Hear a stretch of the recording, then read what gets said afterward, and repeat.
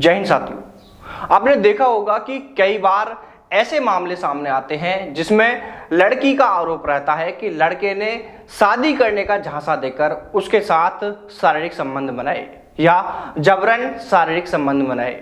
इस तरह के अधिकतर मामलों में आपने ये भी देखा होगा कि लड़का किसी न किसी सरकारी नौकरी में होता है और वो लड़की का यौन शोषण करने के बाद शादी करने से इनकार कर देता है। साथियों, आप इस तरह के मामलों को लेकर क्या सोचते हैं? गलती लड़की की होती है या लड़के की? आप इस बारे में आपकी राय हमें कमेंट करके जरूर देना, लेकिन उससे पहले एक ताजा घटना आपको बताते चलें और इस घटना को जानने के बाद ही आप हमें आपकी राय कमेंट करके जरूर दें।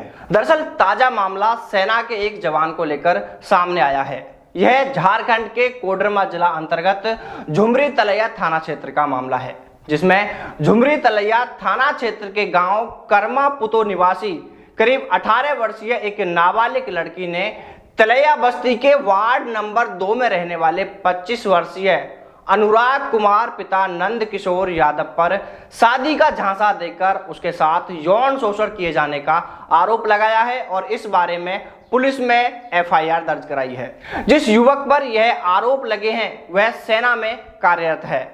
लड़की का आरोप है कि अनुराग लंबे समय से उसके साथ शादी का झांसा देकर शारीरिक संबंध बनाता रहा और अब उसने शादी से इनकार कर दिया है। इस मामले में लड़की ने पुलिस में एफआईआर भी दर्ज करा दी है और अब यहां से आगे का जो मामला है वह गौर करने वाली बात है, यानी कह सकते हैं कि कहानी की शुरुआत यहां से होती है। लड़की का कहना है कि वह अपने मामा के यहां रहकर पढ़ाई कर रही थी। इसी दौरान पड़ोसी अनुराग कुमार, जो भारतीय थल सेना में पदस्थापित है, उससे उस लड़की की जान पहचान हुई।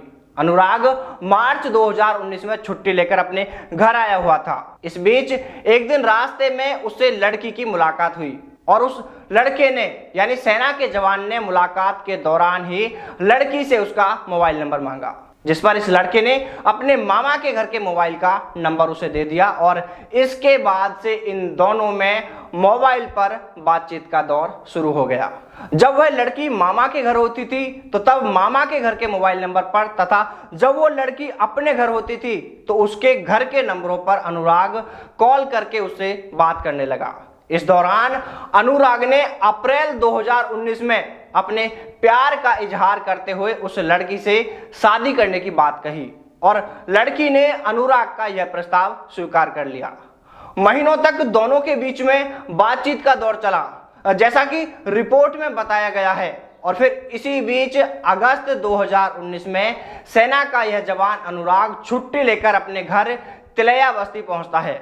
वो लड़की को अड्डी बगला स्थित कुमार इंस्टीट्यूट कोचिंग सेंटर में बुलाता है। लड़की ने बताया कि कोचिंग में उन दोनों के अलावा कोई नहीं था और यह कोचिंग सेंटर अनुराग के ही बड़े भाई अरविंद कुमार व मझले भाई आनंद कुमार यादव द्वारा संचालित की जाती है।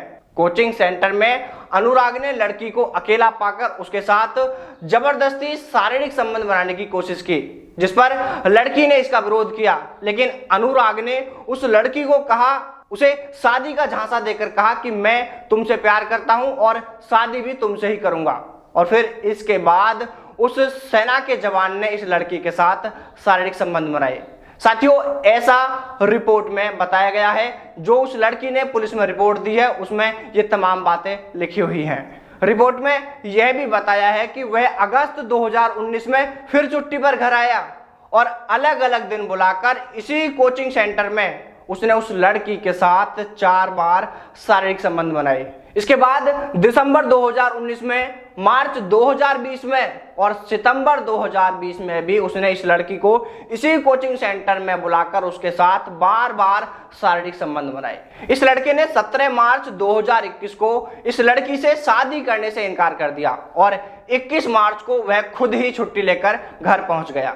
इसके बाद 1 अप्रैल को उसने इस लड़की को फिर से कॉल किया और उसे तलैया बाजार बुलाया और यहां से वो उसे तलैया डैम लेकर पहुंचा और फिर से उस लड़की को शादी का झांसा देकर बीच जंगल में उस लड़की के साथ शारीरिक संबंध बनाए। इसके बाद वो 2 अप्रैल को इसी लड़की को कार से चौपारण वाले रास्ते में लेके गया और फिर से इस लड़की के साथ शारीरिक संबंध बनाए। इस दौरान अनुराग ने इस लड़की से कहा था कि घर वाले किसी बात को लेकर नाराज हैं, पर मैं शादी तुमसे ही करूंगा। लेकिन अगले ही दिन 3 अप्रैल को अनुराग के स्वर फिर बदले और उसने शादी से इनकार कर दिया। तो इसके अगले ही दिन 4 अप्रैल को लड़की अनुराग के घर पहुंची और शादी का आग्रह किया, जिस पर शादी से उसके परिवार वालों ने इनकार कर दिया और उस लड़के ने भी इनकार कर दिया। रिपोर्ट में तो यहां तक भी आरोप लगाए गए हैं कि उस लड़की के साथ उस लड़के के माता पिता, स्वयं उसने और उसके परिजनों ने उसके साथ मारपीट की और उस लड़की को घर से बाहर निकाल दिया, जिसके बाद लड़की ने झुमरी तलैया थाने में जाकर यह रिपोर्ट दर्ज कराई है और साथ ही पुलिस से दोषी पर कार्रवाई करने और उसे इंसाफ दिलाने की मांग की है। साथियों, आपने पूरा घटनाक्रम सुना। अब आप बताइए कि गलती किसकी है, घटना सही है या गलत? यह तो जांच पड़ताल का विषय है और जिसको यह जिम्मेदारी दी गई है वह अपना काम कर ही रहे हैं।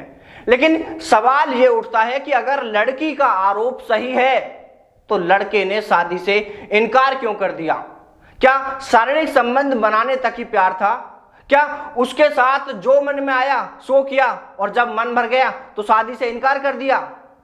खैर, हम पर्टिकुलर इसी मामले की बात नहीं कर रहे, क्योंकि इस मामले में तो जो भी सच होगा वह तो पुलिस जांच के बाद सामने आ ही जाएगा। लेकिन ऐसी घटनाएं सच भी साबित होती हैं। हम यहाँ यह भी कहना चाहेंगे कि कई बार ऐसे मामलों में लड़कों को झूठा केस बनाकर भी फंसाया जाता रहा है और जिसके बाद में सच कुछ और ही होता है और वह बाद में सामने आता रहा है। और लड़कियों, आप भी सुन लो, जब आपको अच्छे बुरे की समझ नहीं है तो फिर आप इतना बड़ा फैसला कैसे कर लेती हो? या तो तुम पहले ही यह तय कर लें कि जिस पर आप विश्वास कर रही हो वो उसके पात्र है भी या नहीं। और फिर सबसे बड़ी बात तो यह है कि अगर आपकी मर्जी नहीं होगी तो कोई भी आपको शादी का झांसा देकर तुम्हारे साथ शारीरिक संबंध नहीं बना सकता।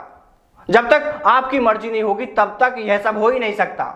हाँ, वो एक अलग बात है कि यदि कोई नशीला पदार्थ खिलाकर सुंघाकर इस तरह की हरकत कर दे तो वो एक मामला अलग होता है, जबकि शादी का झांसा देकर होने वाले मामले में इस तरह से आपकी मर्जी के बिना यह सब नहीं हो सकता। अब आप इसी मामले को देख लो, शादी का झांसा देकर इस लड़की की मर्जी के खिलाफ 1 बार, 2 बार या 3 बार संबंध बना लिए होंगे।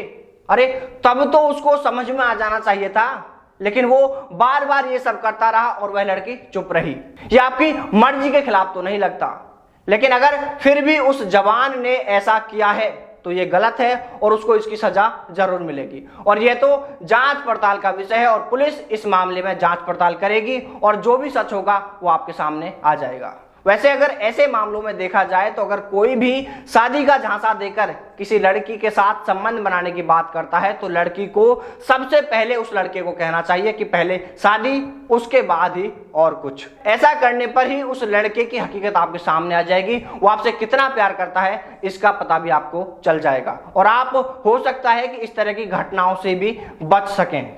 देखिए साथियों, हमारा उद्देश्य यहाँ किसी की भी भावनाओं को ठेस पहुंचाना बिल्कुल नहीं है और ना ही हम यहाँ यह कह रहे हैं कि इस मामले में गलत ये है या सही ये है, क्योंकि गलत और सही का काम कानून के रखवालों को दिया हुआ है और वो अपना काम करेंगे।